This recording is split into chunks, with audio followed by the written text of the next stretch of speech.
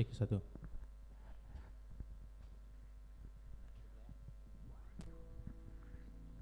Puji Tuhan. Shalom, selamat pagi sidang Jemaat yang dikasihi Tuhan.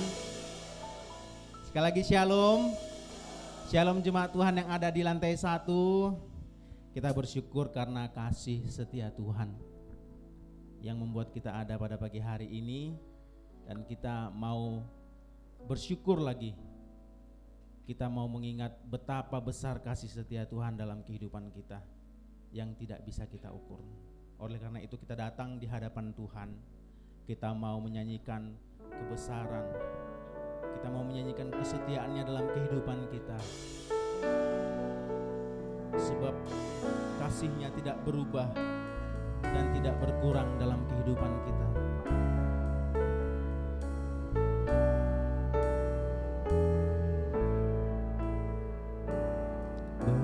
Besar setiamu, Allah Bapakku, besar kasih-Mu yang melimpah, tiada kurang dan tidak berubah, sempurna dan tetap selamanya. Meskipun musim berganti, tetap kasihnya tidak berubah. Musim pun berganti, musim apapun, hari pun berganti, hari baru. Alam semesta dan semua ciptaan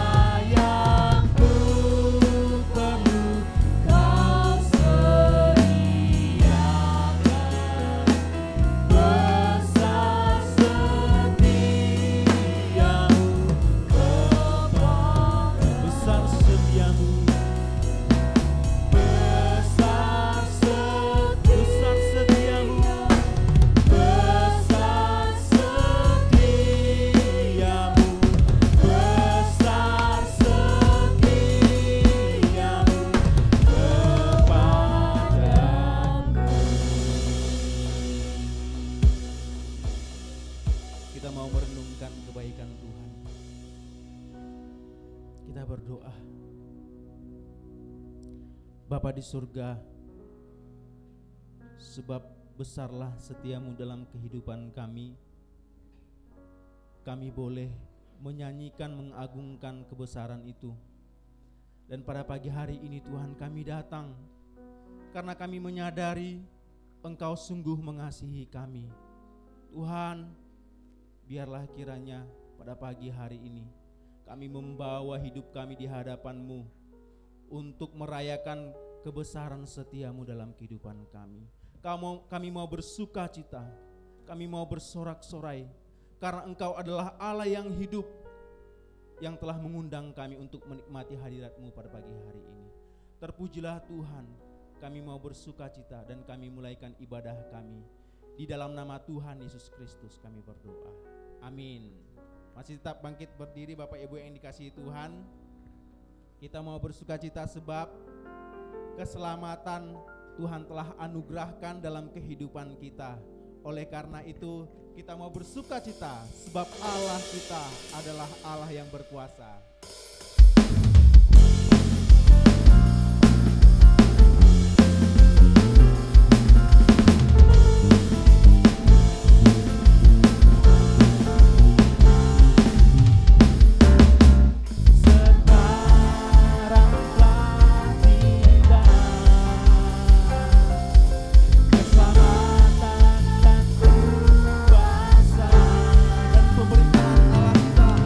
Pemerintahan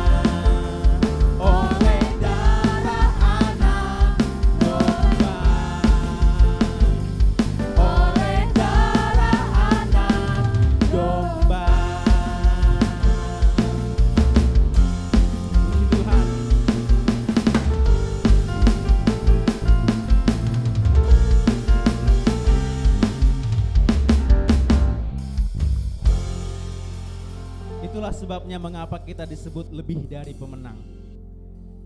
Karena Kristus telah menang bagi kita. Amin.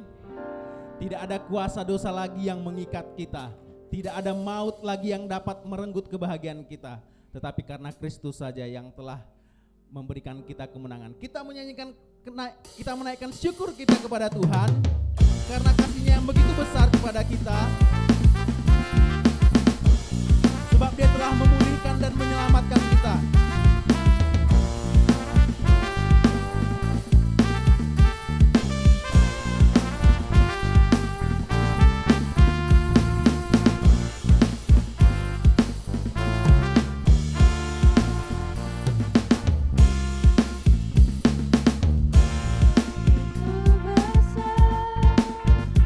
Lebih kuat dari dosa, kasih yang menemukanku, selamatkan dan pulihkanku.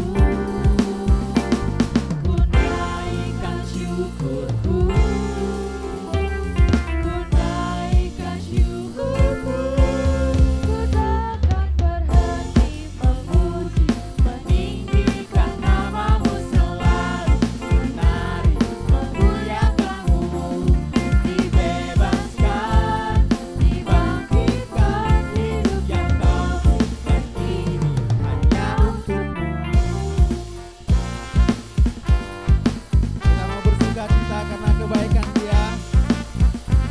Sebab kita telah dibebaskan.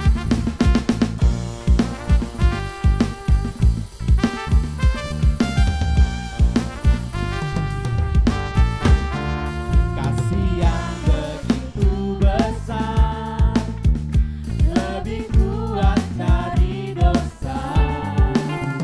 Kasih yang menemukanku, selamatkan dan pulihkanku.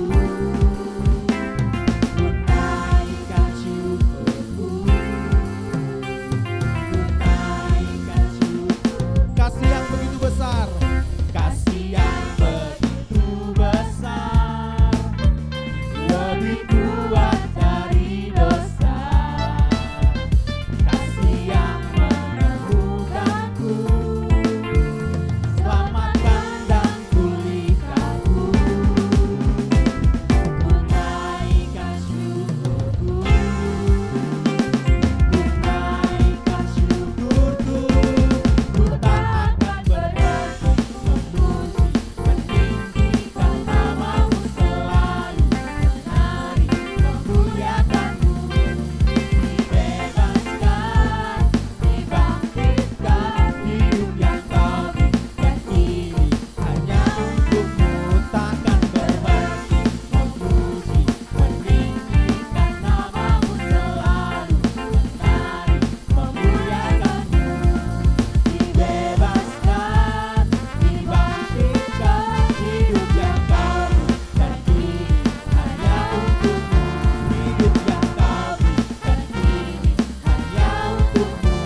Hidup yang Kau berikan ini hanya untuk-Mu. Puji Tuhan, berikan kemuliaan bagi Tuhan kita. Silakan duduk Bapak Ibu yang dikasihi Tuhan. Pada pagi hari ini kami memberikan kesempatan bagi Bapak Ibu yang mau menyaksikan kebaikan Tuhan, kebesaran kasih setianya kepada Bapak Ibu sekalian. Jika ada yang ingin menyaksikan kebaikan Tuhan, kami memberikan kesempatan.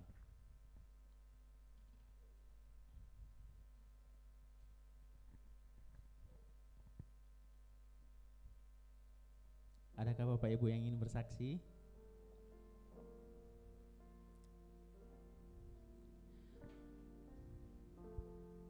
Oh, mungkin masih dikumpulkan ya untuk minggu depan ya Bapak Ibu. Tidak apa-apa, kita akan memberikan persembahan kita. Kita akan berdoa. Bapa di surga, kami datang untuk memberikan persembahan kami di hadapan-Mu. Seberapapun yang kami berikan, biarlah kiranya ini berguna untuk kerajaan-Mu, untuk pekerjaan Tuhan di tempat ini. Terima kasih Tuhan, Engkau memberkati persembahan ini untuk memuliakan Engkau. Terpujilah Tuhan, Dalam nama Tuhan Yesus Kristus kami berdoa. Amin. Sebab tidak terukur besar kasih setianya dalam kehidupan kita. Panjang dan lebar melebihi lautan. Kita memuji Dia, bersyukur kepada Dia. Tiada terukur besar kasih setiamu Tuhan. Panjang dan lebarnya melebihi lautan. Jauh tinggi mengatasi langit. Dalamnya tak dapat kuselami. Kasih setiamu besar selamanya.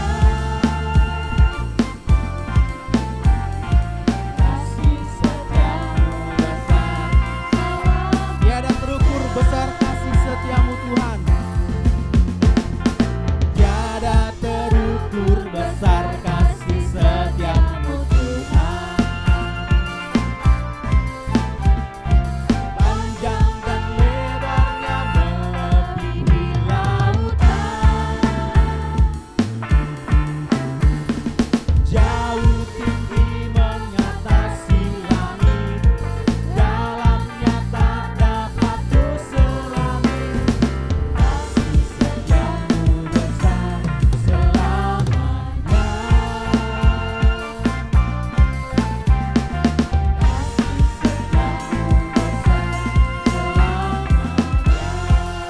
Bersyukur. Hatiku bersyukur, jiwaku memuji, tubuhku bersorak memuji Engkau, Yesus. Ajaib perbuatanmu,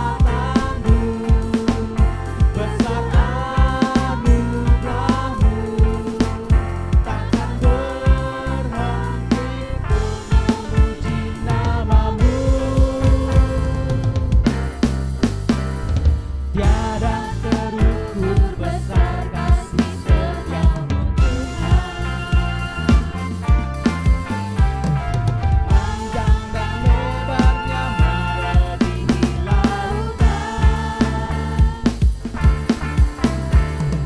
Jauh tinggi mengatasi langit. Dalamnya tak dapat kuselami. Kasih setiamu besar selamanya. Kasih setiamu besar selamanya.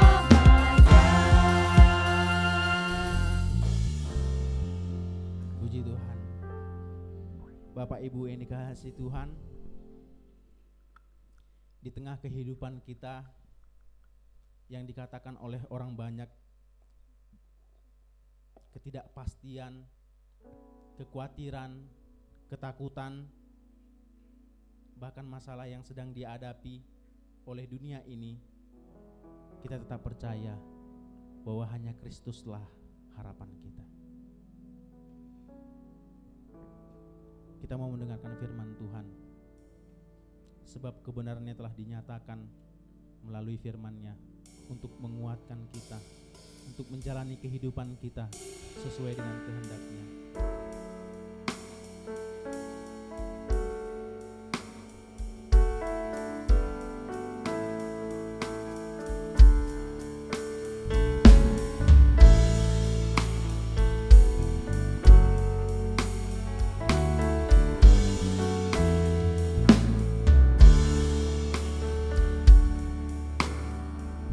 Hanya Kristus harapanku.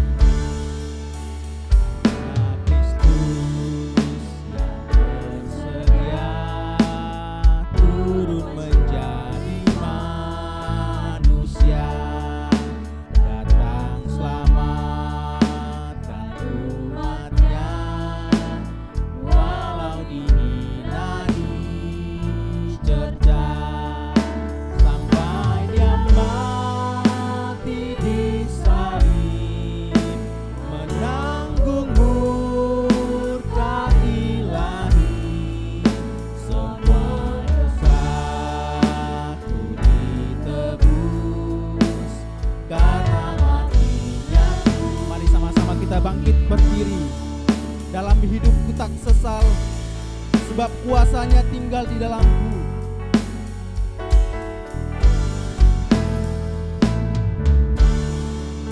Dalam hidupku tak sesal, dalam hatiku tak gentar, kuasanya tinggal dalamku, memandu hingga ajalku. Tiada yang dapat pisahkanku dari tangan kasih-Nya, hingga Dia panggilku pulang dalam kuasa-Nya. Tiada yang dapat pisahkan, tiada yang dapat pisahkan dari tangan kasih-Nya, hingga Dia panggilku pulang dalam kuasa-Nya. Tiada yang dapat pisahkan, tiada yang para gembala akan berkata,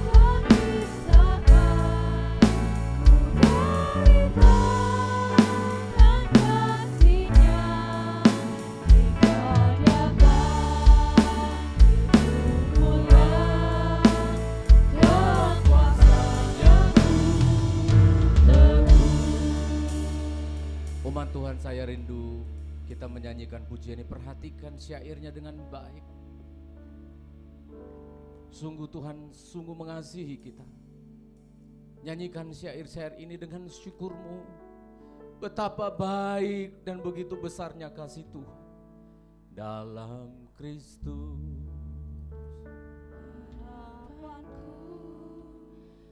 Dan terang dan kuatku, batu penjuru. Haleluya. Amin, amin.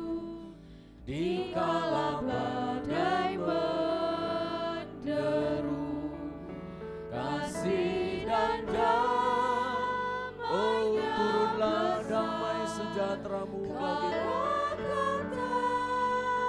Kami yang takut dan gentar menjalani hidup ini. Haleluya. Dalam kasih-Nya ku. Ayat yang ketiga. Dalam hidupku tak sesat, dalam hati maut pun kami tidak takut lagi Tuhan. Haleluya. Kuasa-Nya tinggal dalamku. Amin, amin. Memandu hingga ajalku. Tiada yang dapat pisahkan. Haleluya.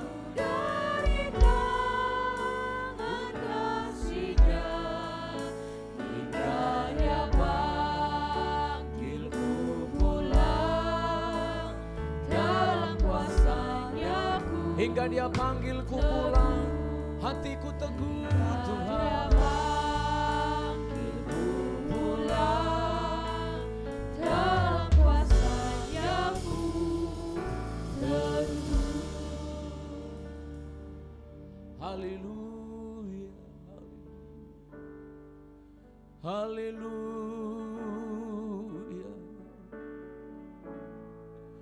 Besar setia-Mu Tuhan, Allah Bapakku. Besar jaminan keselamatan yang Engkau beri bagi kami. Oh, jiwa kami memuji-muji-Mu, mengagungkan Engkau Tuhan. Kami tidak takut kematian. Kami tidak takut. Bahkan kami rindu kalau kami bisa pulang bertemu Engkau Tuhan. Bahkan hati kami rindu ingin segera bertemu dengan Engkau Tuhan. Karena jiwa kami terpaut kepada Engkau. Dunia ini membuat kami gelisah. Dunia ini menakutkan. Maut tidak membuat kami gentar. Karena justru itulah kerinduan kami. Hingga kau panggil kami pulang. Kami bahagia bertemu dengan engkau selama-lamanya. Kami meninggikan engkau Allah yang hidup. Kami meninggikan engkau kekasih hati kami. Engkau segala-galanya bagi jiwa kami Tuhan. Tiada yang dapat memisahkan kami dari kasih-Mu. Sebab kasih-Mu adalah kasih yang kekal. Engkaulah segala-galanya bagi kami Tuhan. Kami memuji mengagungkan Engkau Allah Tritunggal yang kudus. Yang begitu mengasihi dan memperhatikan kami umat yang sederhana. Dan penuh dengan dosa kesalahan ini Tuhan. Anugerah-Mu melimpah bagi kami. Kami bersyukur pada hari Sabat ini. Atas kebangkitan dan kemenangan yang sudah Engkau berikan bagi kami. Menjadi satu jaminan yang kekal. Untuk kami tidak perlu takut lagi menjalani hidup ini. Untuk kami tidak perlu gentar menghadapi apapun juga Tuhan. Sebab Engkau beserta kami. Immanuel Allah yang hidup itu selalu menyertai kami.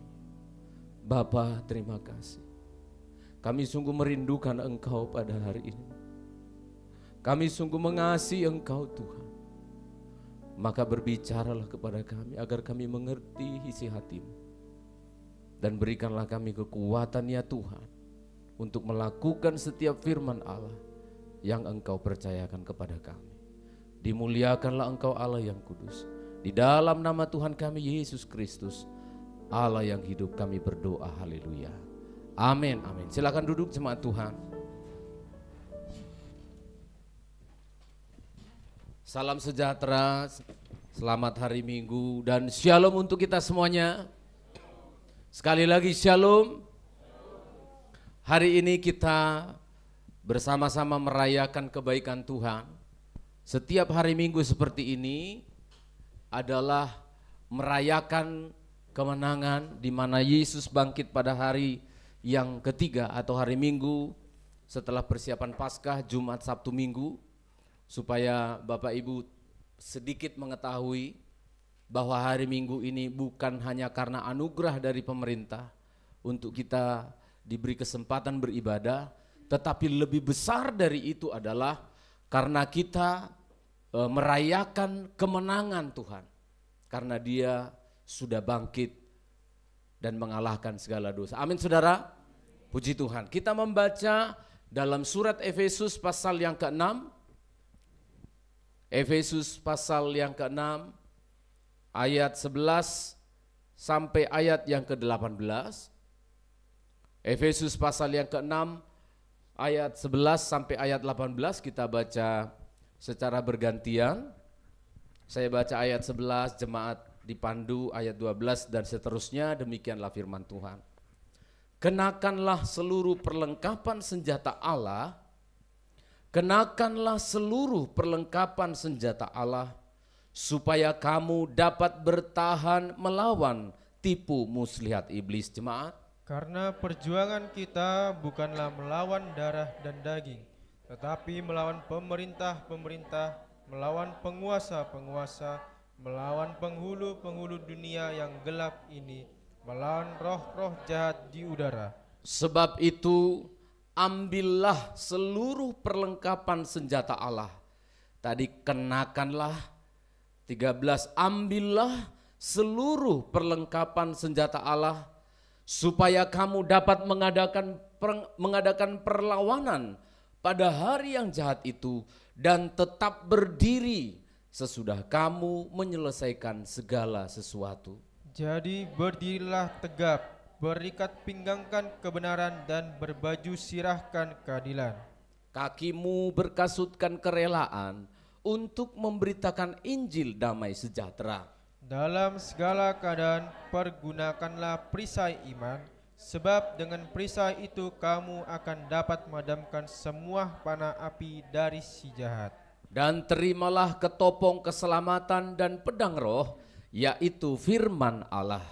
Dalam segala doa dan permohonan, berdoalah setiap waktu di dalam roh dan berjaga-jagalah dalam doamu itu dengan permohonan yang tak putus-putusnya untuk segala orang. Sama-sama kita katakan amin. Amin. Amin.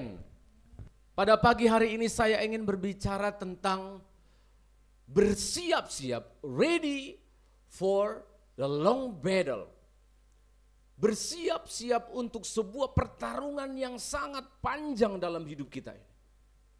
Kalau umur kita 60, maka kita akan bertarung dalam hidup ini selama 60 tahun. Kalau kita diberikan kesempatan hidup 80 tahun, maka hidup ini adalah pertarungan sepanjang 80 tahun. Kalau kita melihat peristiwa yang ada di Timur Tengah, perang di Israel itu dimulai pada bulan Oktober tahun 2023. Di mana 1.000 lebih orang Israel diserang secara membabi buta oleh gerakan Hamas. Pada saat ribuan orang berada di lapangan sedang mengadakan pesta. Lalu dengan membabi buta orang menembaki luar biasa seperti menembaki hewan gitu ya. Bergelimpangan ribuan orang mati. Maka pada saat itu Israel tahu kalau peperangan ini tidak bisa dimenangkan dalam satu hari. Israel tidak langsung membalas pada esok harinya. Karena mereka tahu ini akan menjadi sebuah pertarungan yang panjang. Dan betul, kemenangan baru bisa diraih pada beberapa bulan yang lalu. Kalau saudara lihat gambar di depan itu, Israel sudah memenangkan peperangan dan sekarang jalur Gaza itu berada dalam otoritas mereka yang sangat kuat. Tetapi kalau kita lihat bertahun-tahun, 1 tahun lebih paling tidak, mereka harus mempersiapkan energinya untuk bisa meraih sebuah kemenangan. Tidak jauh beda dengan pertarungan yang kita baca barusan. Jemaat Efesus dikirimi surat oleh gembalanya senior, oleh pendetanya, oleh Rasul Paulus, oleh ilham Roh Kudus, memerintahkan Paulus tuliskan kepada jemaat di Efesus itu. Supaya apa? Supaya mereka mengenakan perlengkapan senjata Allah. Supaya mereka mengambil dan menggunakan perlengkapan senjata Allah. Untuk apa? Karena pertempuran ini, karena peperangan ini panjang sekali. Kalau tidak, mungkin kamu bisa bertahan berperang 1 minggu. Minggu kedua kamu sudah kalah dan lelah. Mungkin kamu bisa bertarung 3 bulan, tapi bulan keempat kamu sudah jatuh dan lelah. Tuhan menginginkan supaya pertarungan yang sudah kita mulai ketika saudara dibaptis, dan bagi yang belum dibaptis akan dibaptis. Pada saat itu, pada saat saudara dibaptis, saudara sedang memproklamasikan perang. Perang mengalahkan daging, perang mengalahkan hawa nafsu, perang melawan tipu muslihat si iblis. Dan jangan dikira kalau sudah selesai dibaptis, semuanya selesai. Saudara yang sudah mengisi formulir untuk dibaptis pada Paskah mendatang, jangan kira kalau sudah dibaptis, sudah selesai masalah. Enggak, itu baru proklamasi. Saudara sedang mengikrarkan bahwa aku sekarang bukan lagi milik dosa. Bahwa aku sekarang against the enemy, musuh dari dosa. Itu baru titik awal. Perjalanan masih panjang. Itu sebabnya Rasul Paulus mengatakan kalau peperangan rohani ini bakal panjang ceritanya, maka energimu perlu dikuatkan. Maka kekuatanmu perlu diperlengkapi. Kita tidak boleh dalam peperangan ini asal-asalan. Israel saja yang sudah jadi negara yang sangat kuat, mereka tidak langsung asal-asalan. Siapa yang tidak emosi dan marah, ribuan warganya yang tak berdosa mati dalam sekejap. Siapa yang tidak marah? Kalau saya Perdana Menterinya mungkin sudah kalap. Israel itu punya nuklir, saudara. Kalau sudah kalap tinggal tekan tombol nuklirnya, tenggelam itu satu Palestina. Tenggelam bukan cuma hancur, tenggelam. Ditutup lautan sekaligus. Tetapi tidak dilakukan. Karena apa? Peperangan, perjalanan rohani kita sangat panjang. Lalu bagaimana menghadapi persiapan kita untuk pertempuran yang panjang ini? Rasul Paulus mengatakan pada ayat 11 sampai ayat 12, dikatakan di sana, kenakanlah seluruh perlengkapan senjata Allah supaya kamu dapat bertahan. Semua baca dapat bertahan, 2 ya. Supaya kamu dapat bertahan. Jadi dalam pertempuran itu ada 2 kegiatan yang perlu dipersiapkan dan harus dilakukan. Yang pertama, kita perlu mempersiapkan diri kita untuk bertahan defensif. Bertahan dari apa? Bertahan dari segala tipu muslihat. Supaya kamu dapat bertahan, bisa ditampilkan ayat itu supaya imannya jemaat ini bertumbuh. Bukan karena wajah saya yang gak seberapa ini, tapi karena firman Tuhan ini. Supaya kamu dapat bertahan. Kenakan seluruh perlengkapan Allah untuk apa? Untuk bertahan. Melawan apa? Melawan rudal? Bukan. Kalau Iran mengirim rudal ke Israel, Israel itu namanya punya Iron Dome, teknologi penghalau rudal. Begitu rudalnya dikirim dari Hamas, dari Palestina, dari jalur Gaza, begitu keluar, keluar apinya, itu Iron Dome dari Israel sudah nembak duluan, cus. Begitu Iron Dome-nya belum sampai ke wilayah Israel, rudalnya Hamas ini sudah meledak di udara. Gampang mengantisipasi. Sangat sedikit rudalnya Hamas, ribuan rudal yang dikirim ke Israel sampai ke Israel. Sangat minim. Kalaupun ada yang lolos ya teknologi. Bukan rudal, bukan senjata yang kita lawan. Sebab kamu harus melawan dan harus bertahan menghadapi tipu muslihat dari iblis. Sebelum saya bicara tentang tipu muslihat iblis ini, saudara perhatikan kalimat yang diucapkan oleh Rasul Paulus.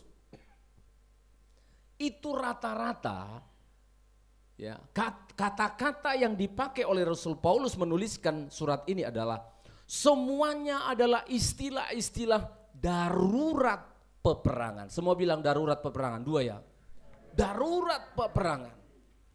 Senjata, bertahan, taktik atau muslihat, perjuangan kita menghadapi pemerintah, penguasa, gunakan ketopong, gunakan pedang, dan lain-lain. Sebelum Paulus menyelesaikan suratnya kepada Efesus pasal 6, karena hanya 6 pasal surat Efesus, hati saya bersuka cita.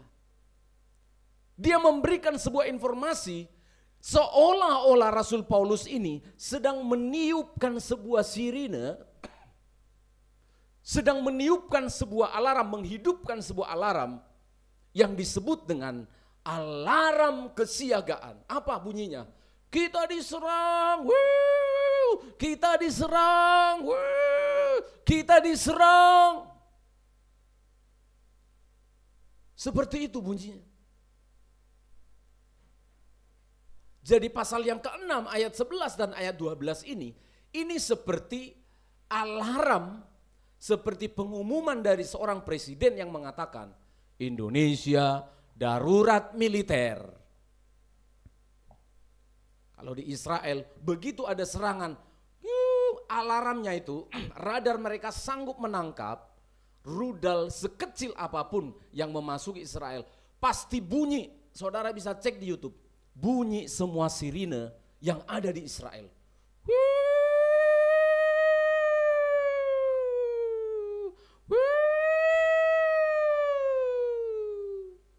Sehingga apa? Masyarakat yang ada di jalanan segera masuk ke rumah. Kalau sirinenya masih belum mati-mati juga, berarti artinya masyarakat harus masuk ke bunker. Dipersiapkan semua. Di rumah-rumah sudah dipersiapkan bunker, atau di perkampungan sudah disiapkan satu tempat untuk berlindung dari serangan. Ini alarm. Tapi sayangnya banyak anak-anak Tuhan tidak menyadari. Banyak anak-anak Tuhan tidak memahami bahwa keadaan yang dihadapi oleh anak-anak Tuhan sekarang ini persis seperti darurat militer. Sehingga apa yang terjadi? Banyak anak-anak Tuhan tidak dapat bertahan. Gak dapat bertahan. Hari Minggu dia datang ke gereja. Hari Senin dia tidak mengenakan selengkap senjata Allahnya. Dia kalah. Senin masih kuat mungkin, karena khotbah Bapak Pendeta masih ingat sedikit-sedikit. Iya tuh, Selasa makin kabur. Betul ya Pak ya? Rabu makin burem. Makin burem firman Tuhan. Hari Kamis entek. Wis dipagut ayam semua.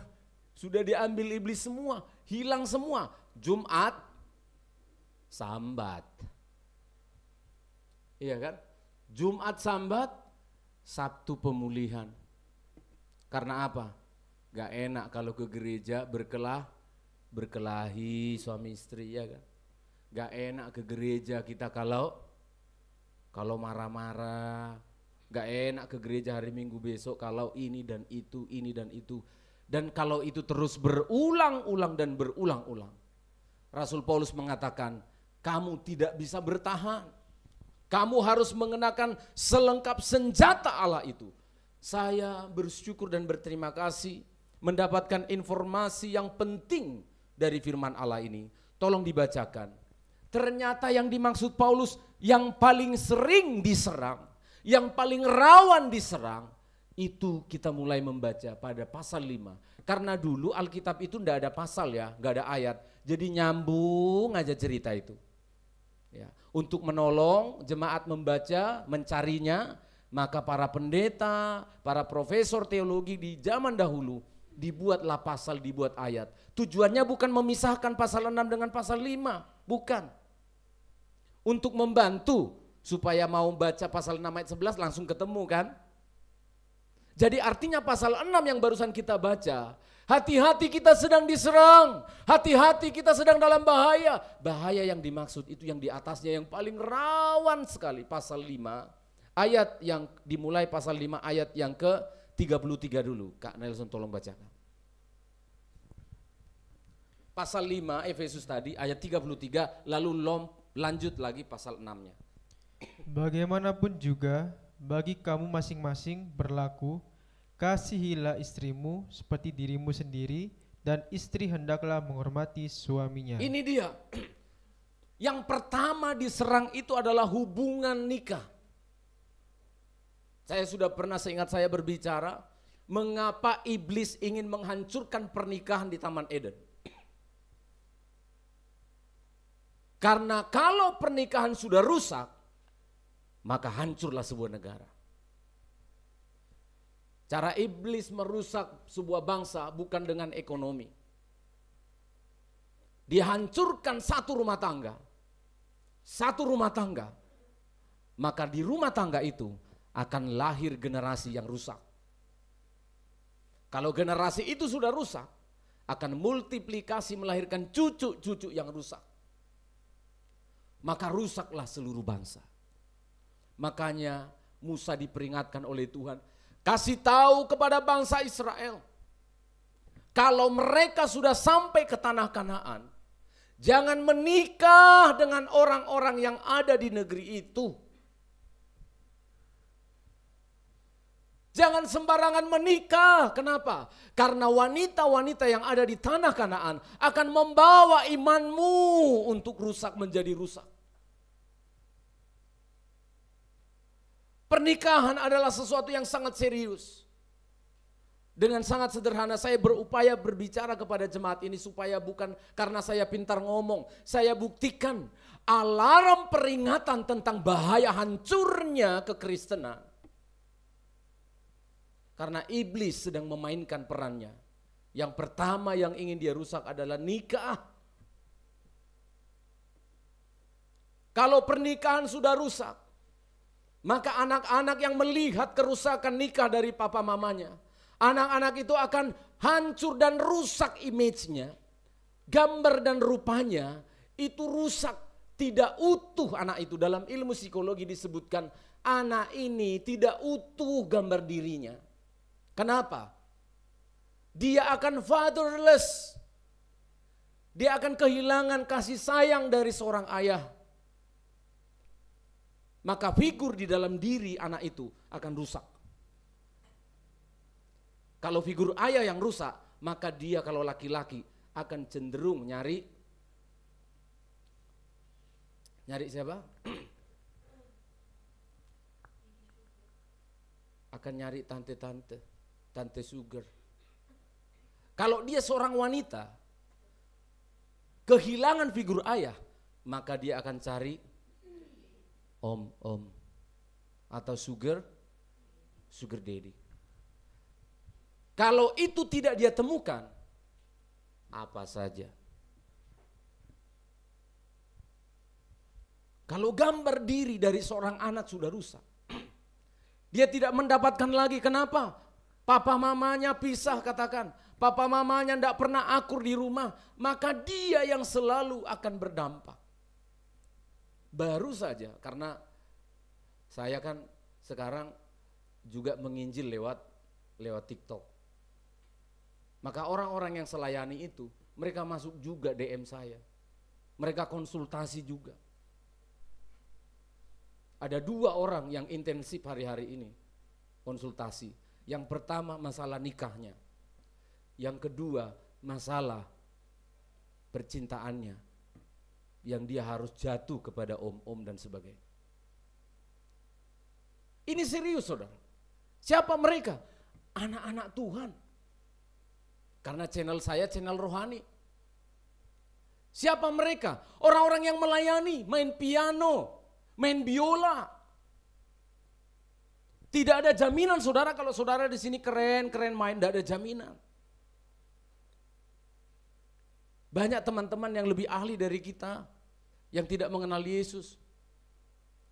Tidak jadi jaminan saudara melayani Tuhan, menerima tamu, berkhotbah sekaligus jadi pendeta. Tidak jadi jaminan saudara. Itu kan aktivitas rohani kita. Pernikahan akan diserang. Itu sebabnya Paulus katakan, hai suami, kasihilah istrimu seperti Kristus telah mati mengasihi jemaatnya. Ayo kita suami-suami, berapa di sini suami? Sudah pernah mati kita untuk istri kita? Saya tanya dulu bapak-bapak di sini. Sudah pernah mati kita bagi istri kita? Jawab dulu bapak-bapak. Pingsan aja enggak? Coba saya tanya suami-suami. Calon suami. Siapa calon suami di sini? Yang ganteng-ganteng ini, kan calon suami. Iya kan? Perhatikan baik-baik. Jangan kau kira nanti kalau sudah menikah itu, aku akan dibahagiakan. Yang kau lihat yang di drama Korea itu, begitu menikah, besok pagi yang tadinya kau yang masak, waktu lajang jomblo, iya kan, cari Indomie sendiri, masak sendiri. Kalau sudah menikah aku lihat di drama Korea itu, pagi-pagi aku bangun, duduk, angkat kaki, datang istriku, papa ini Indominya, pret.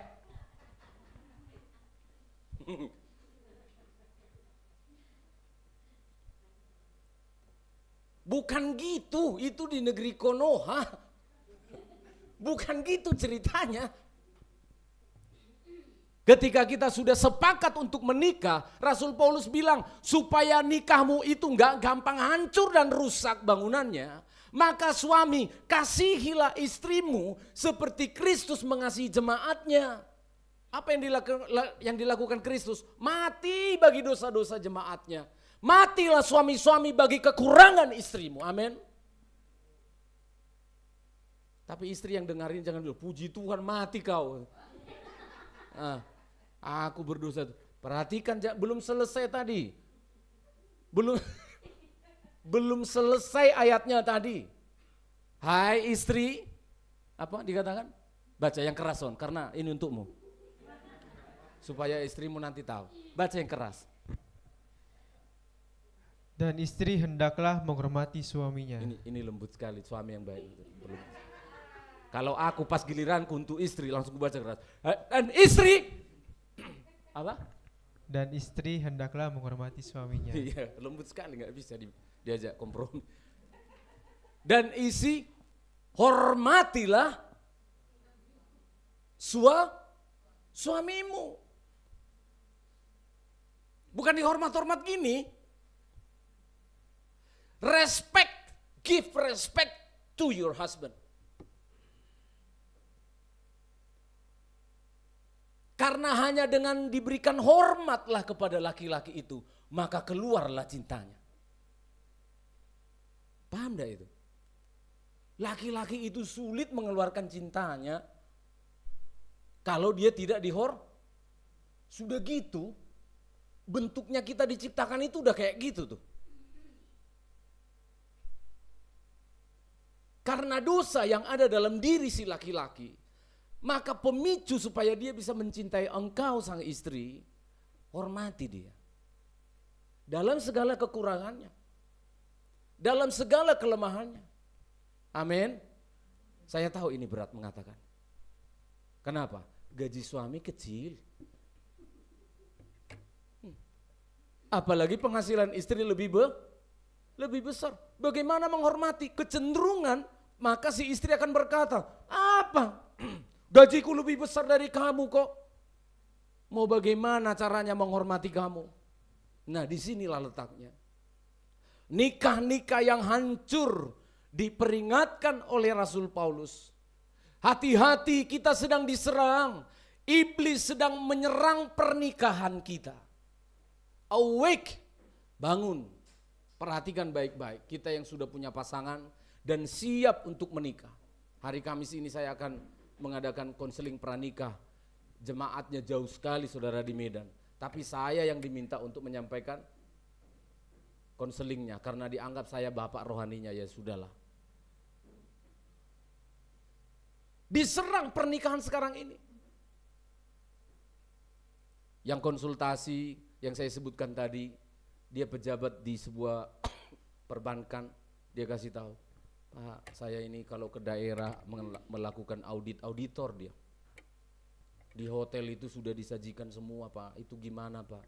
Sebenarnya nggak usah ditanya pun sudah ada jawabannya. Dia hanya ingin apa? Siapa tahu ada pendeta yang memberikan peneguhan. Jemaat itu kan pintar menjebak Tuhan itu. Dia cari pendeta itu, barangkali ada pendeta yang mengatakan, siapa tahu ada pendeta yang mengatakan, nggak apa-apa tapi dikit-dikit ya. Semangat itu nanti. Wah, ada pendeta yang mendukung saya. Sedang diincar saudara. Sedang dihancurkan. Yang kedua, langsung saja pasal yang ke-6 ayat 1 mulai. Hai anak-anak, Ya. taatilah orang tuamu di dalam Tuhan. Iya, terus? Karena haruslah demikian. Terus. Hormatilah ayahmu dan ibumu. Iya. Ini adalah suatu perintah yang penting. Coba ulangi tadi ayat yang pertama tadi. Hai anak-anak, Anak-anak perhatikan, kalian di sini banyak sekali anak-anak. Dari anak-anak kecil sampai anak-anak muda, sampai anak-anak parubaya. Perhatikan ya, dengar, baca baik-baik. Ayat yang pertama, tolong semua baca anak-anak, dengar baik-baik. Tolong rendahkan hatimu, buka sedikit telingamu. Coba baca baik-baik. 1, 2, iya. hai anak-anak, Iya. taatilah orang tuamu. Taatilah orang tuamu. Mengapa ditaati? Karena Di dalam Tuhan, Ya. karena haruslah demikian. Karena haruslah demikian. Apalagi ditambah kalimat itu, keterangan tempatnya, taati orang tuamu di dalam Tuhan. Orang tua rohanimu, orang tua jasmanimu, tapi dia di dalam Tuhan. Taati dia. Karena apa alasannya? Haruslah Demikian. Karena apa? Haruslah demikian. Karena harus demikian supaya kamu kuat. Supaya kamu dapat bertahan menjalani hidupmu nanti. Maka harus demikian. Jadi nggak ada jawaban yang lain. Coba jelaskan mengapa. Kan pintar anak-anak sekarang. Mengapa harus taat? Orang tua saya bodoh nggak tahu teknologi. Mengapa saya harus taat? Coba jelaskan. Jawabannya satu apa? Karena harus demikian. Simple toh? Amin saudara? Karena haruslah demikian. Karena tidak ada cara yang lain supaya anak-anak muda bisa bertahan menghadapi serangan dan tipu muslihat dari iblis. Harus taat sama orang tua. Saya ngomong ini sambil terenyuh dan ingin Roh Kudus tolonglah kata-kataku ini. Sampailah di hati anak-anak muda ini. Karena kamu tidak akan bisa bertahan.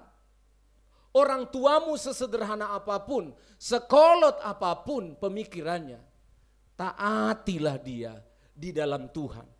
Setiap dia memberikan nasihat-nasihat kepadamu tentang hidup ini, dengarkan dia. Amin anak-anak.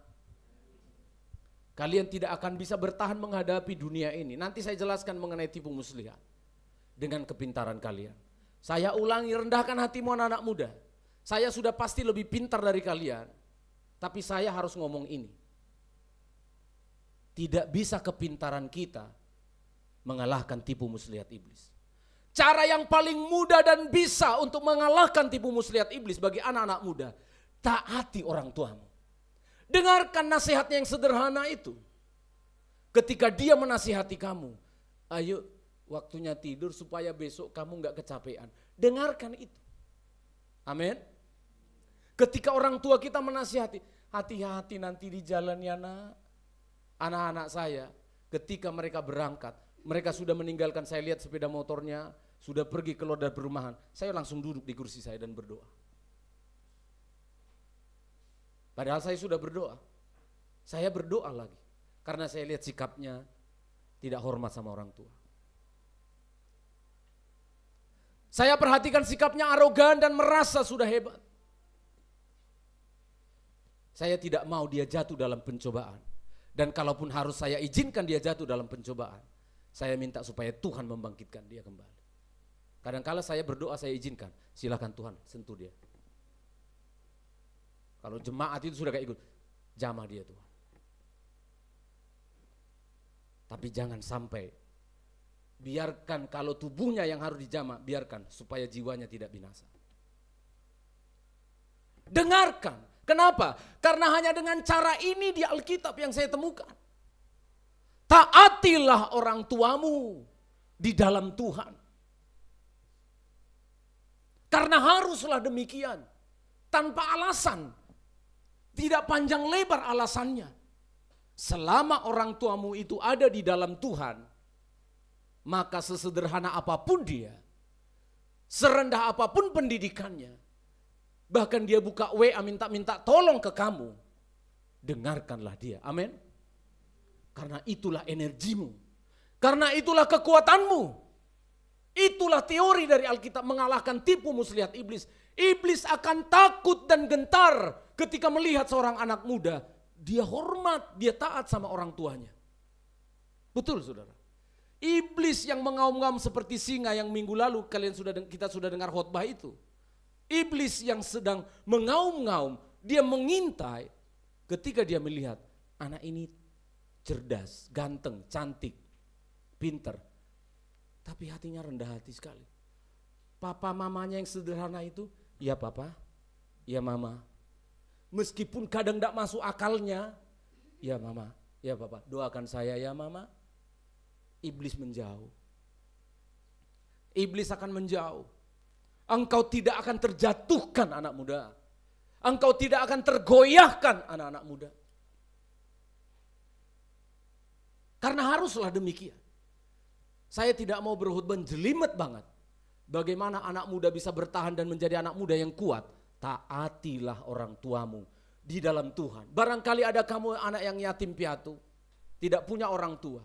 Di dalam Tuhan ada keterangannya. Di dalam Tuhan kamu punya kakak rohani, kamu punya orang tua rohani. Dengarkan dia, taatilah dia. Amin. Dan selanjutnya diserang tadi hubungan suami istri, yang diserang hubungan keluarga, seorang ayah keluarga dulu, tadi anak sekarang orang tua. Lanjut ayat berapa tadi, 2 ya. Hormatilah ayahmu dan ibumu. Hormatilah ayah dan ibumu, taati dia berarti dia sedang memberi nasihat, taati. Ya, sekarang posisinya sebagai orang tua apa? Hormatilah ayahmu dan ibumu, terus? Ini adalah suatu perintah yang penting. Iya, kalau taat harus demikian, memang sudah gitu. Kalau yang ini, yang hormat orang tua, ini satu perintah yang apa? Urgent, penting sekali. Ini sebuah perintah dari Tuhan yang sangat penting sekali. Seperti terus? Seperti yang nyata dari janji ini. Ternyata ada janji. Perhatikan anak-anak muda. Ada janji yang menyertai ketaatanmu. Ada janji yang menyertai penghormatanmu kepada orang tua. Saya ulang ya anak-anak muda, kamu gak akan pernah dengar khotbah seperti ini. Ketika engkau taat kepada orang tuamu, ketika engkau hormat kepada orang tuamu, ada janji yang menyertai engkau. Dan ini yang kau cari-cari. Apa itu lanjut? Supaya kamu berbahagia. Dan supaya apa anak muda? Bahagia. Bukankah itu yang kau cari di dunia ini? Kamu kuliah untuk apa sih? Coba, kamu kuliah untuk apa anak-anak? Untuk bahagia. Amin. Kamu pacaran untuk apa? Untuk menguruskan badan. Bah, kenapa enggak kau jemur aja di matahari? Untuk bahagia. Kamu mencari pekerjaan yang bagus untuk apa? Untuk bahagia. Mengapa kamu cari bahagia itu susah sekali? Kamu tidak taat sama orang tua. Kamu tidak hormat sama orang tua. Inilah janji yang terkandung di dalam ketaatan, terkandung di dalam respek penghormatan kepada orang tua. Supaya berbahagialah hidup anak-anak muda. Banyak anak-anak muda sekarang yang gersang hidupnya. Kosong hidupnya. Ketika dia merasa hidupnya kosong, dia pergi ke kafe. Dikira di kafe dia bisa mengisi kekosongan hidupnya. Dia pergi kemana-mana. Dia pergi wisata kemana-mana.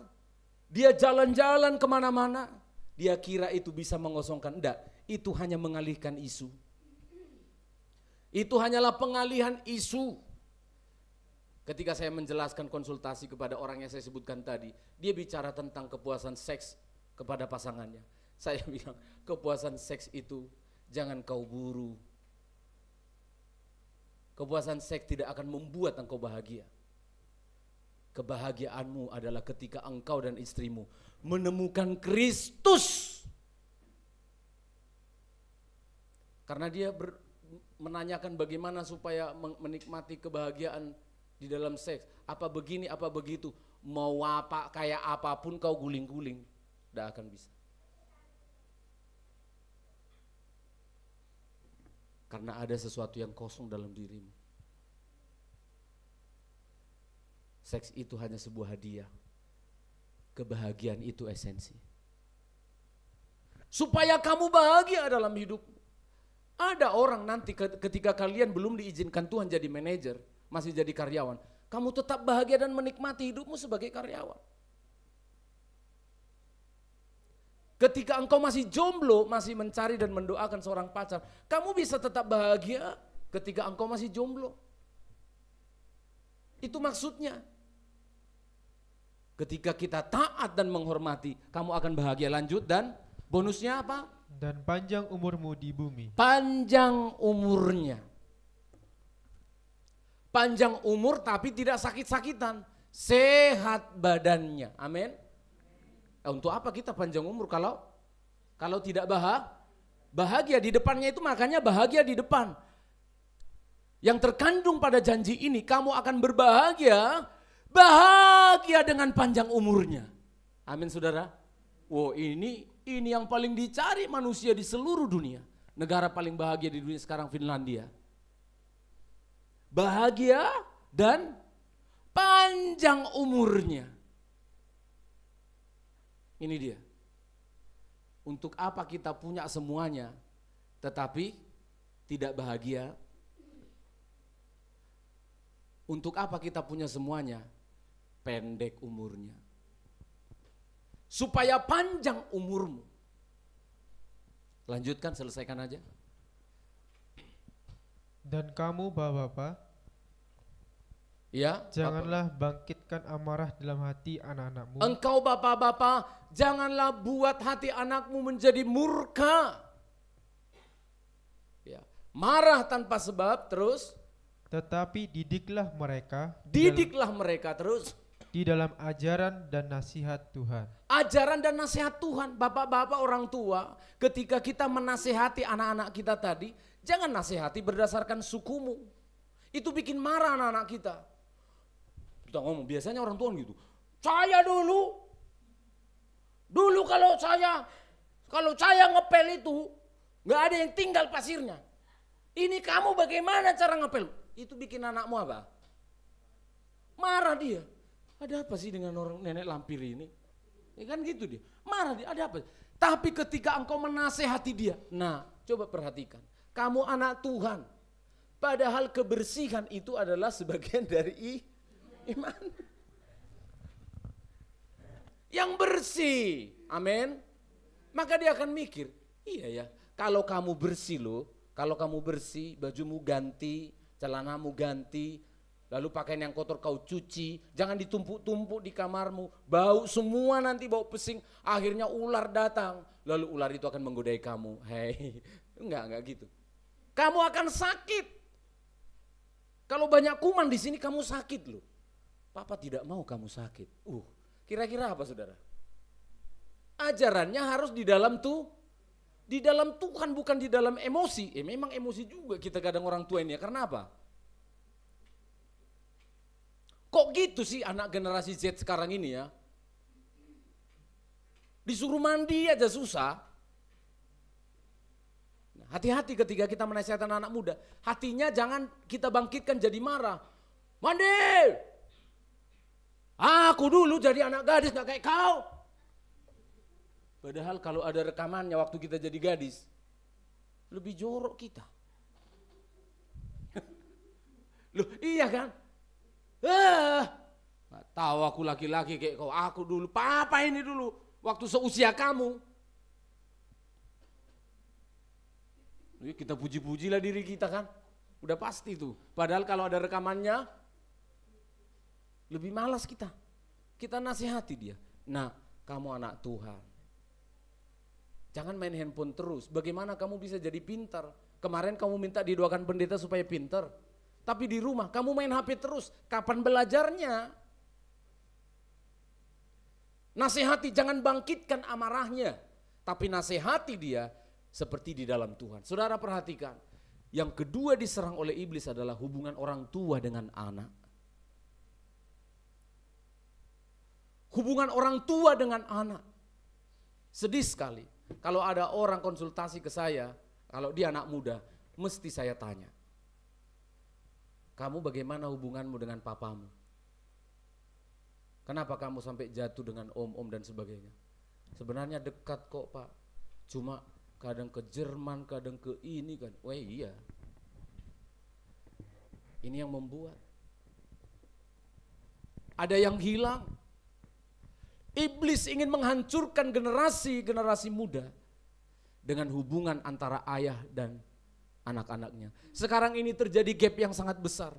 Saya juga sangat kebingungan mencarikan formula bagaimana ya generasi kita, generasi seperti saya atau baby boomers orang-orang tua dengan anak-anak muda yang sekarang. Akhirnya banyak orang tua itu angkat tangan, gak sanggup nangani. Karena apa? Karena terlalu jauh jaraknya. Generasinya sangat-sangat berbeda. Tapi saya bersyukur kepada Tuhan ada solusi yang luar biasa. Itu sebabnya sangat indah kalau di dalam sebuah gereja itu papa mamanya satu gereja, orang tua dengan anaknya satu gereja, itu sangat bagus sekali. Dulu pun sudah pernah saya ingatkan, biasanya setiap awal tahun saya ingatkan, kalau bisa satu keluarga satu gereja. Kalau memang tidak bisa ke sini, ya ke sana, yang di sini ke sana. Tapi kalau nggak bisa bagaimana Pak? Ya berdoa supaya firman Tuhan di sana dan di sini yang disampaikan kamu dengarkan baik-baik. Karena pasti sama firman Tuhan. Keluarga sedang diserang. Hubungan orang tua dengan anak, banyak kepahitan yang terjadi. Ini kesaksian dari istri saya, sudah disampaikan pernah. Bahkan dia sampai pernah memikirkan untuk membunuh ayahnya sendiri. Kenapa? Dia melihat perlakuan yang tidak adil kepada saudara-saudaranya. Orang tua hati-hati kalau ada anak kita lebih dari satu ya. Tidak ada anak emas, anak perak, anak perunggu. Itu semua anak kita. Perlakukanlah dia bukan karena dia baik atau jahatnya. Perlakukanlah dia karena dia adalah anakmu. Perlakukan adil. Saya berterima kasih ya, dua anak saya ini, mereka saya bersyukur karena mereka speak up, berani bicara, berarti saya seorang ayah yang tidak otoriter. Berani bicara. Kenapa? Ini contoh ya. Kenapa hanya aku yang disuruh-suruh? Kok kakak belum? Nah, itu kan adiknya. Oh, berarti mamanya jelaskan. Bukan gitu. Tidak semuanya kau dengar dan kau lihat, kakak itu kusuruh. Si kakaknya juga gitu. Loh, kok kayaknya aku terus ini? Dijelaskan sama mamanya. Itu bagus. Karena di dalam hati mereka itu selalu gini. Pilih kasih. Papaku lebih senang kepada Ishak. Mamaku lebih senang kepada Yakub. Akhirnya terjadi. Ini anak papa, ini anak mama. Kalau anak mama pasti kehilangan figur ayah. Kalau anak ayah pasti kehilangan figur ibu.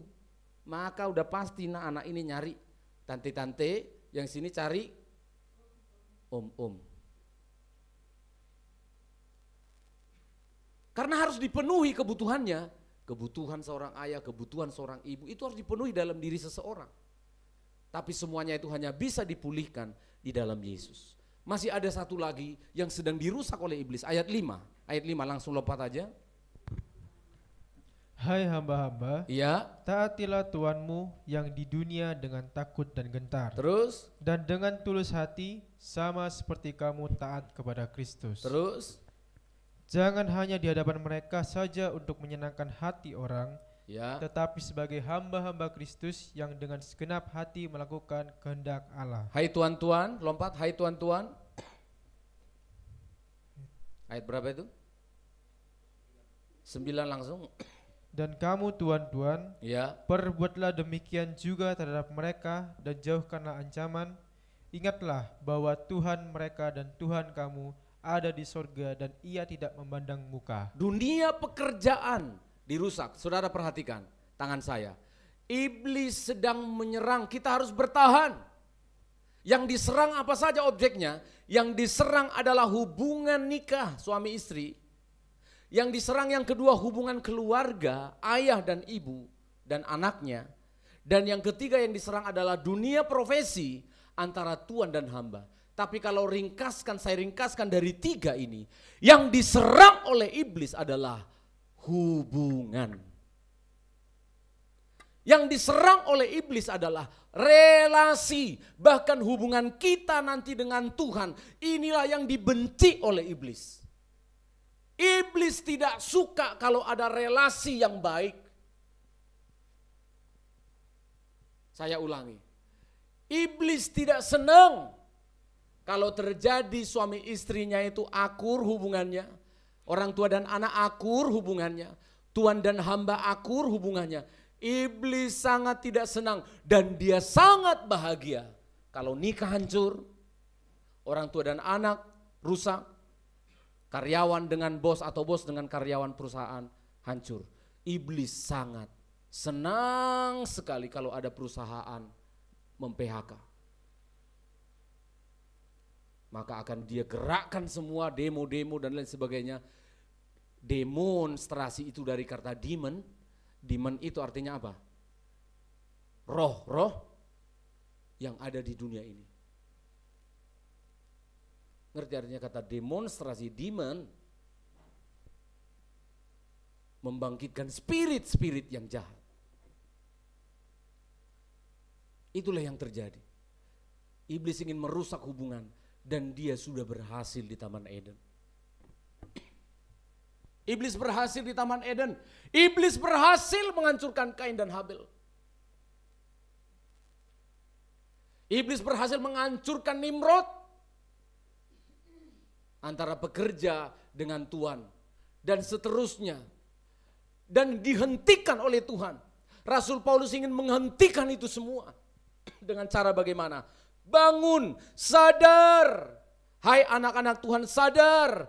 Kembali kepada Efesus pasal yang ke-6 tadi, ayat yang ke-11. Perhatikan saudara. Efesus pasal yang ke-5 ayat yang ke-11, ayat terakhir yang kita baca. Mari jemaat ikut membaca bersama-sama. 1, 2, ya.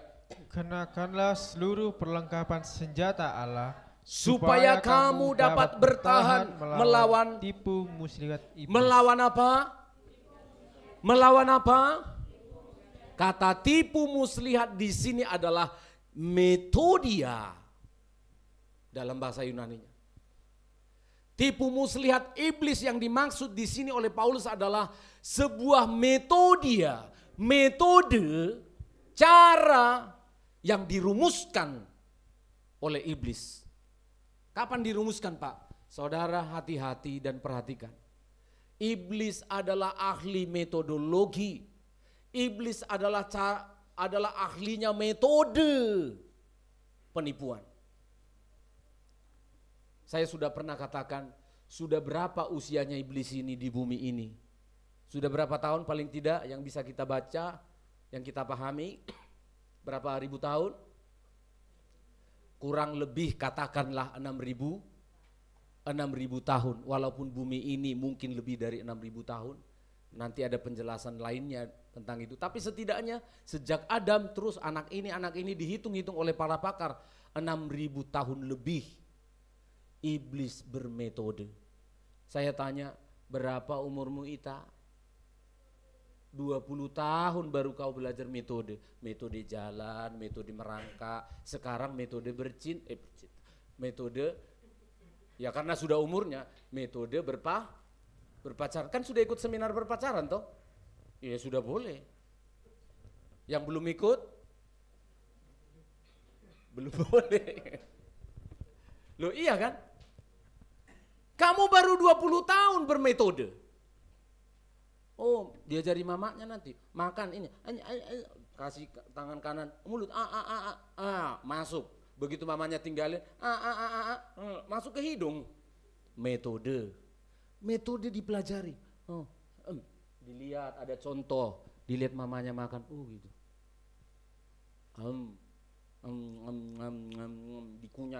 Dikunyah. Saya ngajari anak saya metode mengunyah susah sekali. Karena apa? Setiap dimasukkan ke mulut, tidak mau dikunyah. Sampai capek saya ngajarinya. Harus dikunyah. Saya bingung juga. Mau bilang apa sama anak saya? Kata dokter minimal 30 kali ngunyahnya. Ya nggak ngerti lah dia kan. Nah, dia ditelan. Dalam hatiku kayak apalah bentuknya nasi itu di perutnya ya. Nggak ada yang digigit. Metode. Cara diajari. Saya mau tanya kepada kalian. Engkau yang merasa dirimu hebat bisa melawan setan, berapa umurmu? 30 tahun? Ayo. 30 tahun itu pun kau habiskan mulai dari usia 0 sampai usia 17 tahun. Mana ada yang kau pelajari? Kamu hanya menduplikasi. Kamu hanya nyontek dari orang tuamu. Setelah 17 tahun kamu masuk kuliah, baru di sana kamu diajari metodologi. Baru diajari bermetodologi. Oke. Logikanya dibawa, oh gini. Akhirnya kamu terus belajar dan menemukan sesuatu, belajar dan belajar. Oke, 17 tahun umurmu, sekarang 30. Berapa tahun kamu belajar metode? 17, 30 dikurang 17 sama dengan? Cuma 13. Cuma 13 tahun kau bermetode, yang kau lawan adalah tipu muslihat iblis yang sudah ribuan tahun berhasil menggagalkan banyak orang di dunia ini.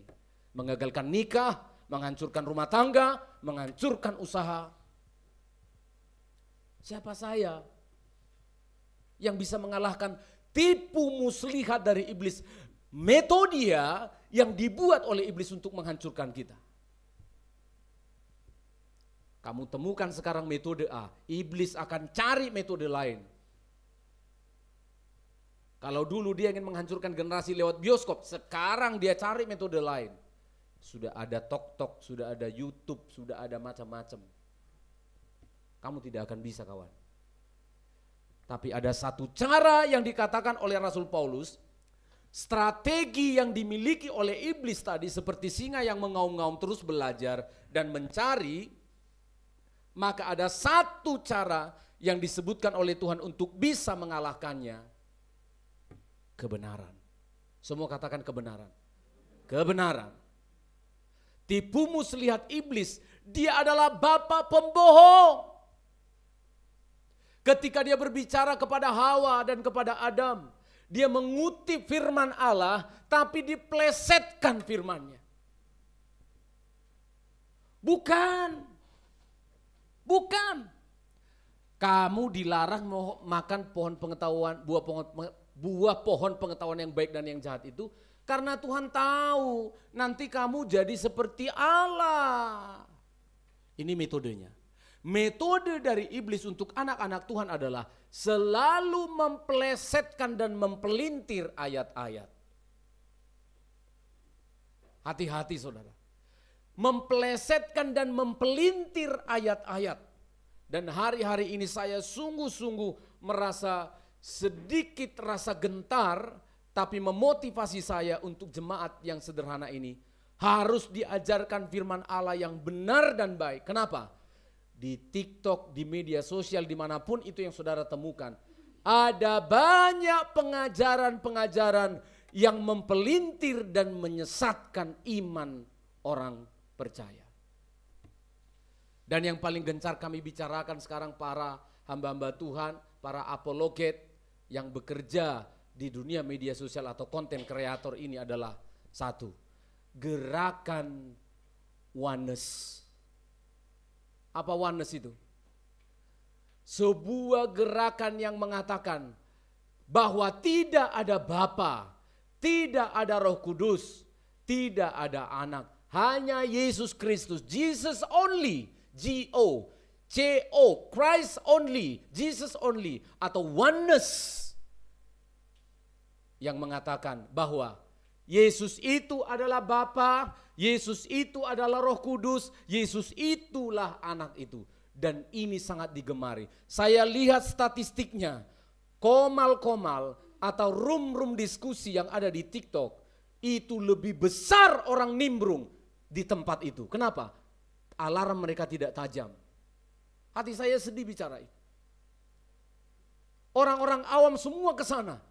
4.000 sampai 11.000 penontonnya. Sementara di room-room pengajaran di TikTok itu berapa orang? Termasuk gembala kalian ini. Mentok-mentok berapa Hani kemarin? 240 sekian. Mentok-mentok 1.000. Ada teman saya di Amerika, tapi itu bukan pengajaran, tapi hanya untuk membantah dan melawan serangan terhadap iman Kristen. Tapi room-room pengajaran yang menyampaikan firman kebenaran tidak banyak. Dan orang tidak sadar. Dengan piawainya mereka-mereka yang mengajarkan ajaran-ajaran yang sesat, mempelintir dengan metode-metodenya mereka, membius anak-anak Tuhan, dan banyak yang kebingungan. Banyak yang kebingungan. Karena apa? Kalau kebenaran firman Allah sudah rusak, gampang merusak nikahmu. Gampang sekali merusak nikahmu. Kalau kebenaran sudah dipelintir, gampang sekali merusak anak-anak muda. Merusak hubungan dunia ekonomi dan usaha. Sangat gampang. Karena dipelintirlah ayat di Amerika dan di Eropa, makanya lesbi, gay, transgender, homoseksual itu ada. Karena pendeta-pendeta di sana sekarang sudah menafsirkan ulang tentang apa? Tentang pernikahan dan jenis kelamin itu. Sudah ditafsir ulang. Maka yang muncul selalu adalah gak apa-apa. Oh tidak apa-apa. Oh boleh kok. Oh tidak begitu maksudnya. Oh bisa kok dikondisikan. Tergantung keadaannya. Itulah yang terjadi. Maka hati saya tergerak. Supaya dalam waktu dekat kita segera bikin lagi seminar lagi. Saya akan berbicara tentang apa? Siapakah Allah yang Maha Kudus itu? Mengapa gereja mula-mula mulai dari muridnya Rasul Yohanes yang bernama Polikarpus. Polikarpus kemudian punya murid Irenaeus. Dan Irenaeus punya teman-teman termasuk Tertullianus dan lain sebagainya. Merumuskan. Ternyata rasul-rasul mulai dari Rasul Yohanes, Polikarpus, Irenaeus merumuskan bahwa mereka melihat di Alkitab Allah kita yang esa itu ada di dalam 3 pribadi yang kudus, Bapa, Putra dan Roh Kudus. Saya ingin bicara itu kepada saudara. Karena di luar dipelintir, Allahnya orang Kristen ada 3. Masa Tuhan jadi manusia? Saya akan mati dalam duka cita kalau saya tidak bicara ini kepada jemaat. Saya akan meninggal dalam keadaan dikutuk dan terkutuk kalau saya tidak berbicara ini. Karena saya menemukan dari ayat yang kita baca, rahasia dalam menghadapi Metodia, tipu muslihat iblis, bukan uang, bukan kuat, bukan gagah, bukan apa-apa. Apa? Pengajaran dan kebenaran. Hanya dengan saudara belajar kebenaran firmanlah, maka nikahmu bisa diperbaiki. Konseling kepada pakar-pakar psikologi, konseling kepada pakar-pakar pernikahan, dia hanya akan memoles yang di luarnya saja. Hanya yang dipoles nanti luarnya. Oh ya suami kalau kamu pulang ya sapalah istrimu. Ya istri kalau suamimu pulang udah capek dia jangan langsung marah-marah. Kalau ada pertanyaan di hatimu jangan langsung tanya ya.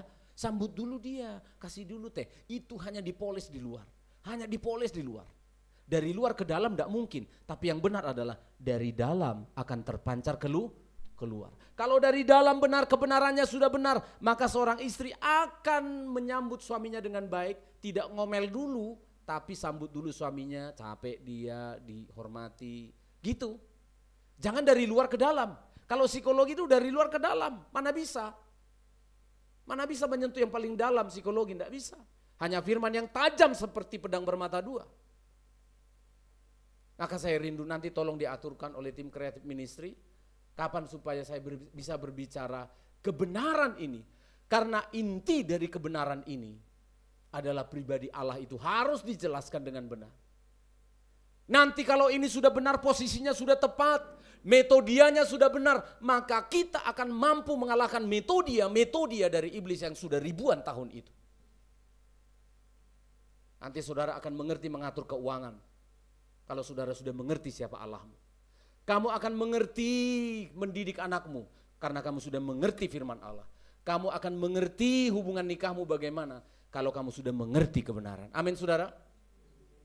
Saya ingin seminar itu dilakukan bukan hanya untuk kaum muda. Semua jemaat, saya ulangi. Saya akan mati dalam duka cita. Kalau saya waktunya harus mati. Tanpa membicarakan kebenaran ini kepada saudara. Dan saudara tidak bisa mengatakan di hadapan Allah, pendeta saya tidak pernah mengajarkan ini karena saudara tidak datang. Ini penting sekali. Itu baru satu yang saya jelaskan hari ini.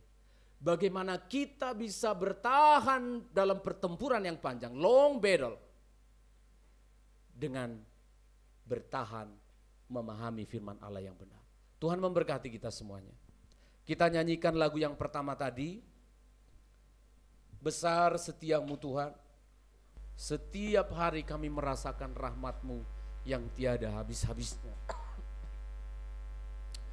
Oh, kita tundukkan kepala, kami bersyukur ya Allah.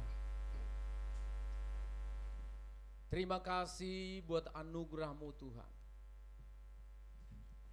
Engkau mendidik kami untuk menjadi anak-anak Tuhan yang berkemenangan.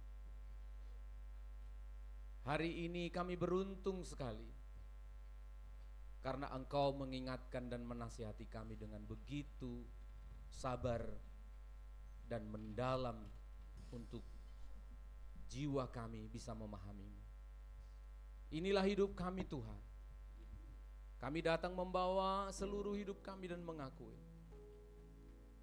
nikah kami kurang bahagia. Rumah tangga, keluarga ayah, ibu dengan anak-anak tidak bahagia. Di pekerjaan pun kami sangat gelisah, tidak bahagia. Hari ini tidak perlu banyak jawaban. Kami bersyukur atas kebenaran.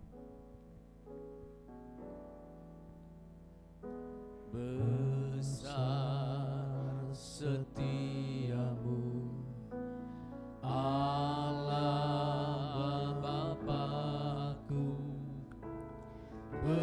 Besarlah kasih-Mu yang melimpah, tiada kurang dan tidak berubah, sempurna dan tetap selamanya.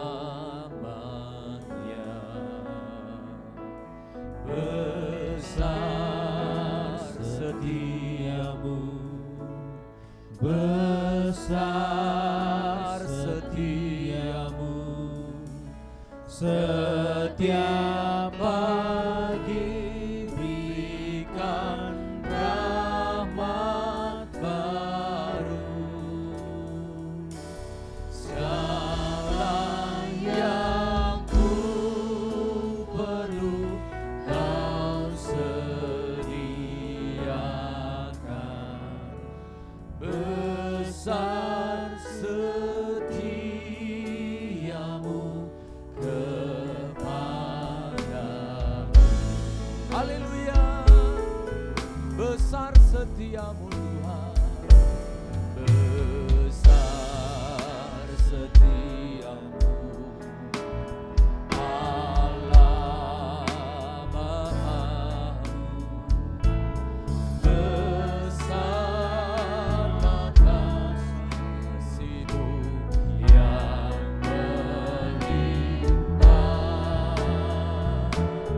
tiada kurang dan tidak berubah, sempurna dan tetap selamanya.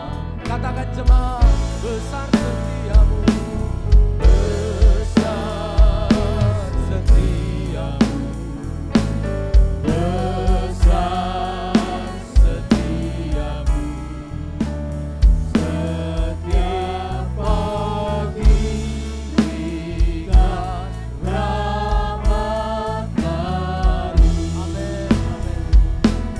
Segala yang ku perlu Kau sediakan. Besar setiamu kepadaku.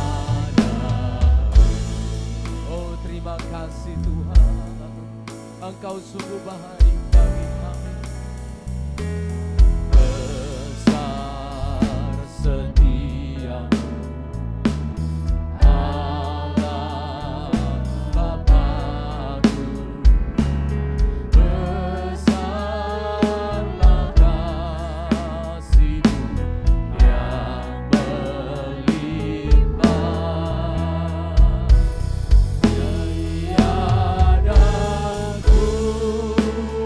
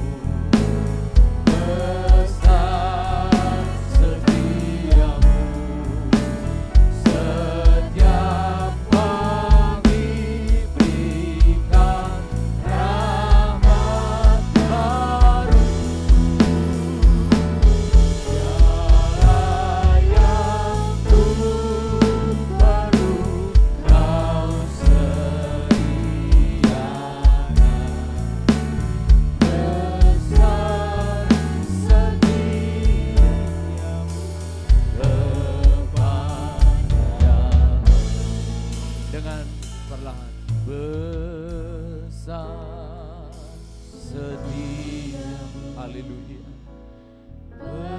Besar Terima kasih Tuhan untuk anugerah.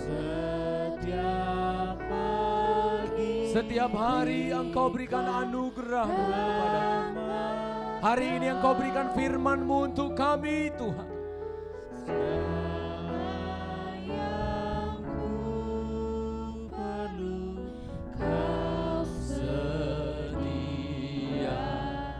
Terima kasih. Besar setiamu kepadaku. Oh, besar setiamu. Haleluya. Besar Engkau setiamu. Setiap pagi berikan rahmat baru. Terima kasih Tuhan. Segala yang ku perlu Kau sediakan.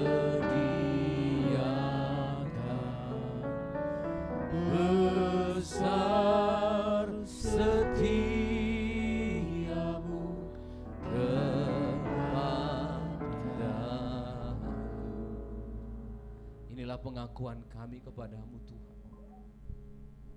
Tolonglah kami agar kami bisa bertahan menghadapi tipu muslihat si iblis. Anak-anak kami tidak akan mampu ya Tuhan kalau mereka tidak mengenal kebenaran. Kalau mereka hanya mendapat informasi dari media sosial, mereka akan jatuh. Nikah kami tidak akan kuat bertahan tanpa kebenaran. Usaha pekerjaan kami tidak akan bertahan kalau tanpa kebenaran. Kami rindu gereja yang sederhana ini menyuarakan kebenaran Allah. Kami ingin pondasi iman jemaat ini menjadi kuat oleh karena kebenaran yang disuarakan dari mimbar ini.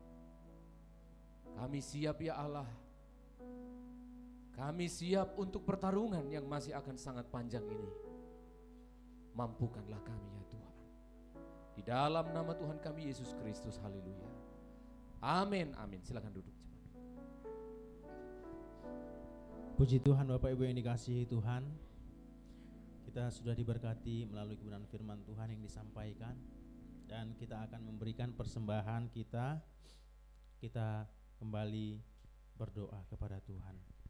Sebagai rasa ucapan syukur kami ya Tuhan kepadamu, kami mau sekali lagi memberikan persembahan kami untuk terus memperlengkapi pekerjaan Tuhan dan kerajaan-Mu di dunia ini.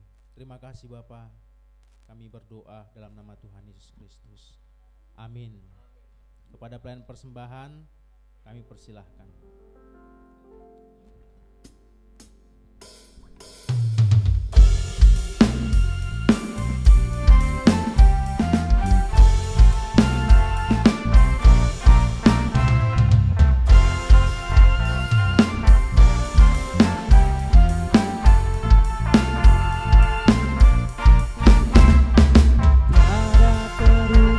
Besar kasih setiamu Tuhan.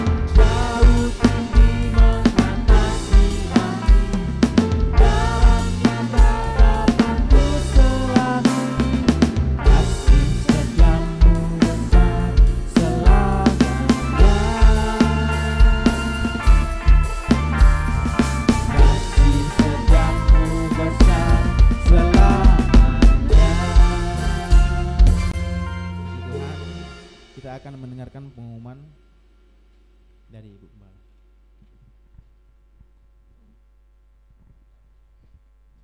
Pengumuman untuk kita sepanjang minggu ini. Hari Selasa ada ibadah doa di tempat ini jam 6 sore.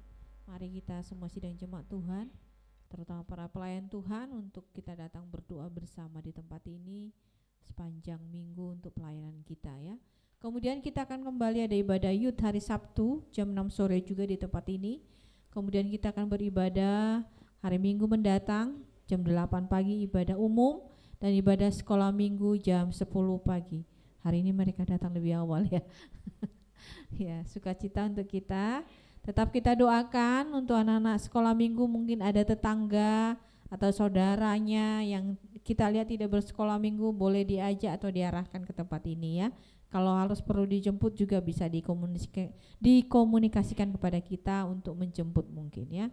Kemudian seperti yang sudah kami umumkan beberapa minggu yang lalu, tetap kami umumkan bahwa sinode kita, sinode GPT akan mengadakan musyawarah besar untuk pergantian pengurus-pengurus pusat selama masa jabatan 5 tahun mendatang, yang akan diadakan di akhir April sampai di awal Mei, yaitu tanggal 28 sampai tanggal 1 Mei.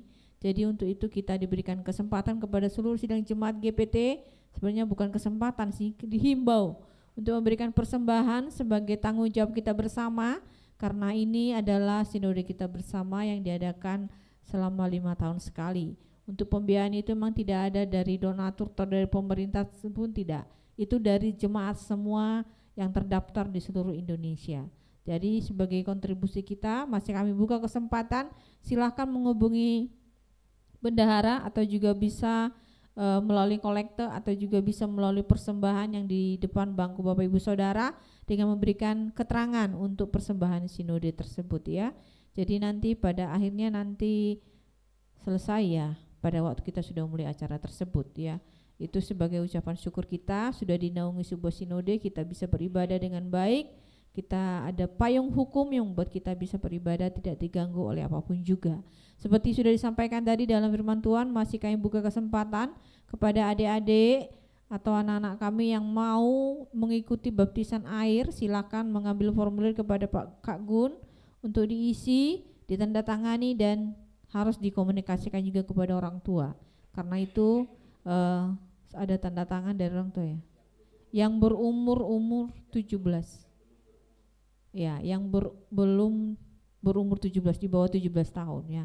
Kalau sudah di atas 17 tidak perlu ya, enggak ada, cuma ada biodata yang harus diisi ya. Jadi ada surat baptisan yang akan diisi tersebut.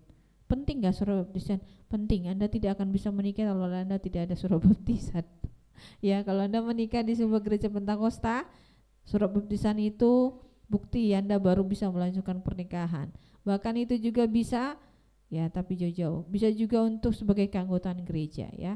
Dan itu saja pengumuman yang bisa kami sampaikan. Jika ada pengumuman-pengumuman lain kami akan sampaikan di grup gereja kita dan juga di grup para pelayan Tuhan. Terima kasih. Tuhan berkati. Kita akan bersyafaat.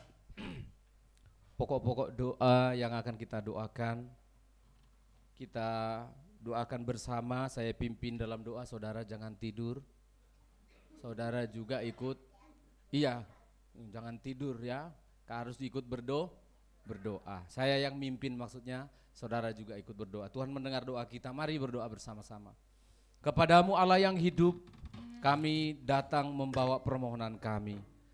Pelayanan kami di tempat ini, di gereja maupun di pelayanan di panti ini, ke dalam tangan-Mu kami serahkan ya Allah. Tuhan yang sudah memelihara selama ini, Engkau juga yang terus akan menolong sampai pada kesudahannya ya Tuhan. Kami percayakan pelayanan ini ke dalam tangan-Mu, hamba-hamba-Mu yang melayani mulai dari para pimpinan sampai kepada semua sidang jemaat-Mu dan orang-orang yang tinggal di panti kami ini, disertai, dipelihara dan ditolong oleh Tuhan. Terima kasih Tuhan telah banyak mendengar doa kami dan terus mendengar kami memohon kepadamu. Kami berdoa Tuhan untuk bangsa dan negara kami. Kami mendengar hari-hari ini begitu banyak pemberhentian hubungan kerja dan banyak yang mengalami kehilangan pekerjaan. Tuhan campur tangan untuk bangsa kami. Ada solusi untuk bangsa yang kaya, bangsa yang besar ini. Berilah hikmat kepada pemerintahan kami, supaya mereka bisa mengatasi setiap permasalahan yang terjadi atas negeri ini. Beri hikmat ya Tuhan, tolonglah mereka semua dari pusat sampai ke daerah. Demikian juga Ibu Tiwi yang juga terkena imbasnya, yang akan habis kontrak dalam pekerjaan. Tuhan, hamba berdoa, kami berdoa, Tuhan siapkan dan sediakanlah sebuah pekerjaan yang baru, jika harus pekerjaan yang baru, untuk dia bisa menafkahi keluarga, menafkahi hidupnya dan datang beribadah kepada Tuhan. Dengarlah doa kami ya Allah, bukalah kesempatan untuk pekerjaan. Dan juga anak-anak Tuhan yang lain yang sedang mencari pekerjaan yang tidak menyebut namanya. Tuhan tolong campur tangan. Anak-anak kami membutuhkannya ya Allah, supaya ada penghidupan, supaya ada yang dipakai untuk mereka bisa memuliakan Engkau dalam hidup mereka. Terima kasih Tuhan, Engkau jangan sampai dan tidak mungkin membiarkan mereka akan meminta-minta roti. Terima kasih Tuhan mendengar doa kami. Kami doakan juga Tuhan untuk anak-anak kami yang sedang ujian di sekolah mereka, UTS maupun ujian-ujian harian. Beri hikmat dan kesehatan kepada anak-anak kami, dan biarlah mereka bisa tampil menjadi anak-anak yang berbeda di sekolah, karena mereka memiliki Tuhan, taat kepada orang tua, dan mencintai Tuhan. Kami berdoa Tuhan untuk anak-anak-Mu yang dalam keadaan sakit, untuk Pak Yefta Tuhan yang mengalami kambuh, sakit di bagian punggung. Di dalam nama Yesus Kristus Allah yang hidup, Tuhan menjamah dan memulihkannya, bersama dengan anak kami Ido yang akan juga kontrol pada esok-esok hari.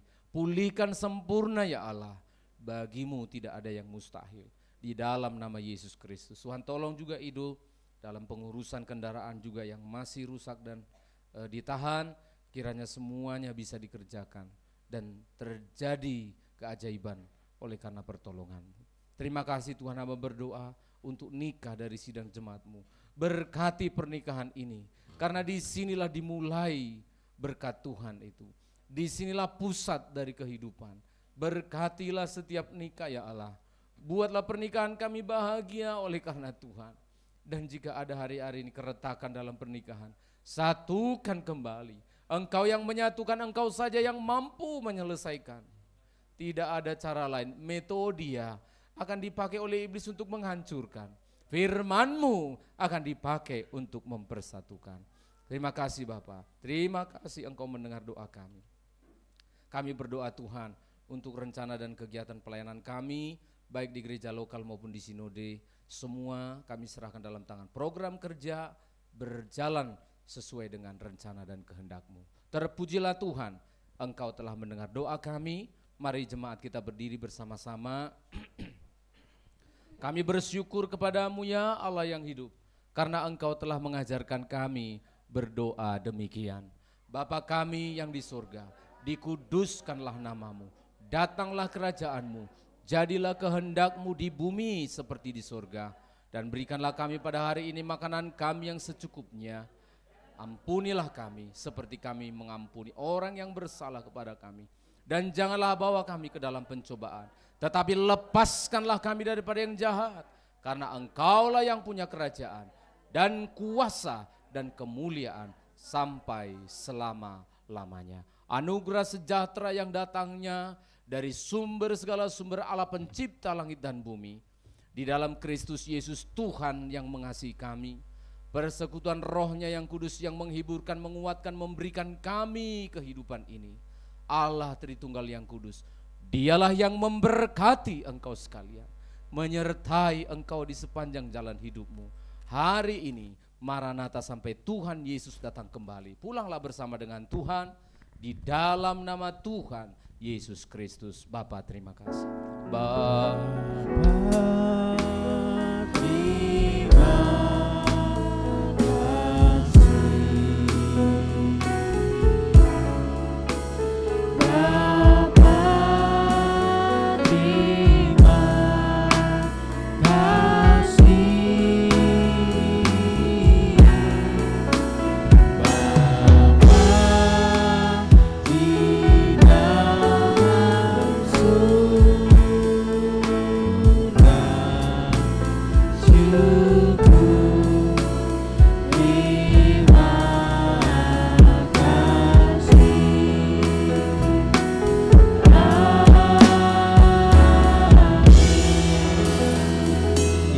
kita selesai. Tuhan memberkati kita semua. Shalom.